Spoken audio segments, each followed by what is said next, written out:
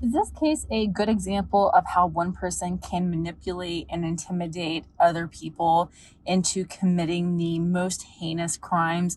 Or is it a case where a group of people fed off of each other to commit the most heinous acts?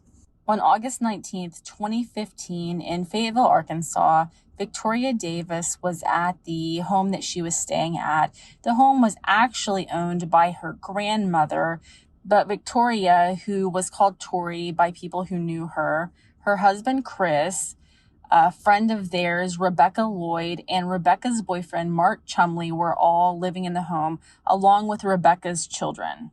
That day, she probably thought that it was like any other day, but it wasn't. So on that day, an investigator spoke with Rebecca Lloyd about some allegations that they had received regarding Rebecca Lloyd's 3 children. They were allegations that the children had been SA'd. So Mark Chumley must have been an incredibly manipulative person, or Tori's husband just already had an issue with her because Mark Chumley somehow convinced Chris that Tori had been cheating on him. Really, Mark Chumley was just trying to get people on his side. He was upset about totally other things. He was upset about the SA allegations involving Rebecca's children, and he was also upset about something that involved either his daughter or his stepdaughter, that they had been abused, and Mark felt like Tori didn't do anything to help them. But Mark acted like he was just so convinced that Tori was behind the investigator speaking to Rebecca on this day, and he was irate about it. So around 1:30 that afternoon, Tori was just sitting on the porch at that home that they lived in, and Mark Chumley started hitting her with a bat. And her husband, Chris, joined in. It wasn't just these two that abused Tori, but they called another set of people. They called the Treats. Desiree and Chris Treat, they got a call from Mark Chumley. Mark was telling them that they needed to come over to the house, and they were like, well, we're trying to sleep right now. We'll come over here in a little while. And they did. They came over after they woke up that day. Mark called these two because they had an issue with Tori.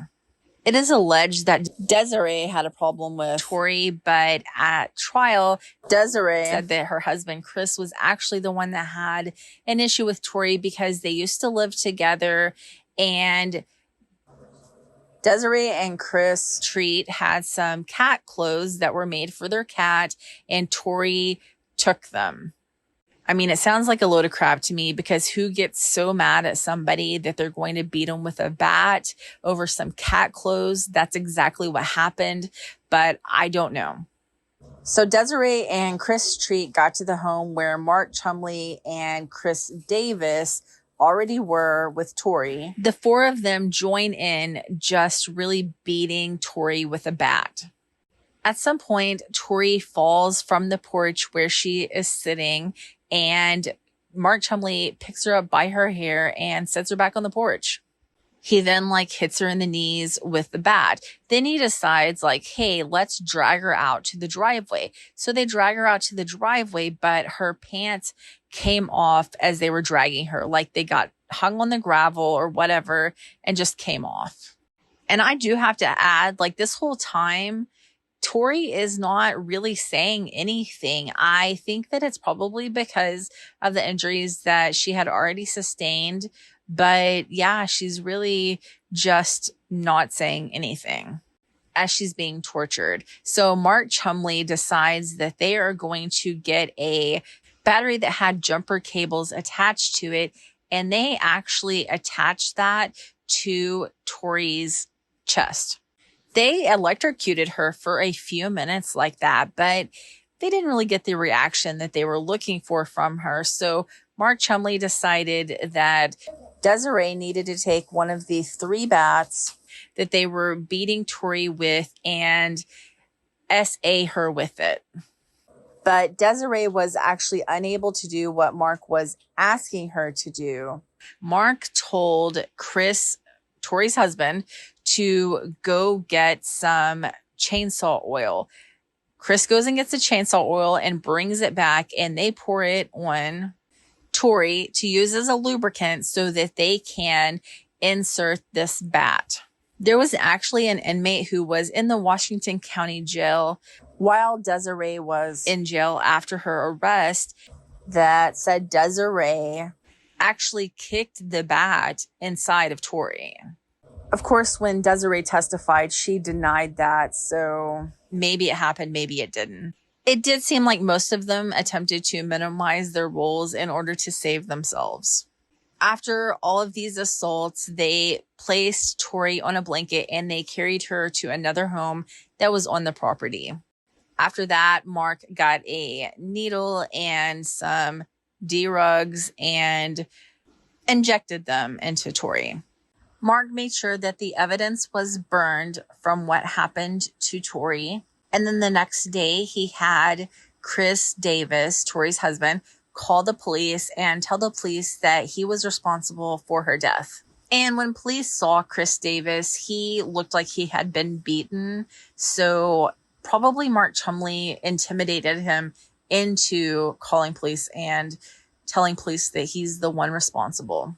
When police arrived at the scene, it was obvious that Mark Chumley was the one that was in charge. He was yelling at police, telling them that they had to question everyone together and trying to minimize them looking around so much.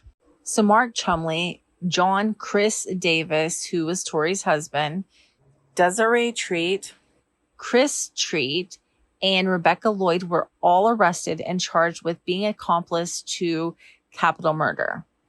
Chris Davis, Chris Treat, and Desire Treat all testified against Mark Chumley at his trial. Desiree Treat pleaded guilty and was sentenced to 396 months in the Arkansas Department of Corrections. That's 33 years. Desiree Treat will be eligible for parole in 2038. Christopher Treat also pled guilty to being an accomplice to capital murder. He received the same sentence as his wife, 33 years. Christopher Treat did rack up additional charges when he was in the Washington County Jail for fights that he got in when he was waiting for court for this charge. And he has continued to get in trouble during his time in prison. So he is not eligible for parole until, as of right now, 2040.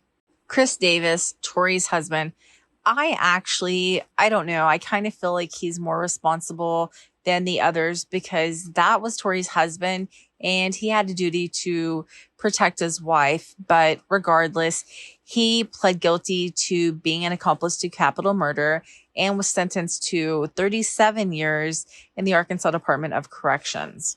Chris Davis actually took his plea deal earlier than everyone else, and he's mostly stayed out of trouble in prison. It looks like he will actually be eligible for parole in 2026. As far as Rebecca Lloyd goes, prosecutors said after she was charged that she actually wasn't there when Tori died and had a lesser role in everything. She pled guilty to tampering with physical evidence and actually did not go to prison. She received a 6-year probation sentence. Mark Chumley was the only one that did not accept a plea deal, and he is the one that prosecutors said had a motive.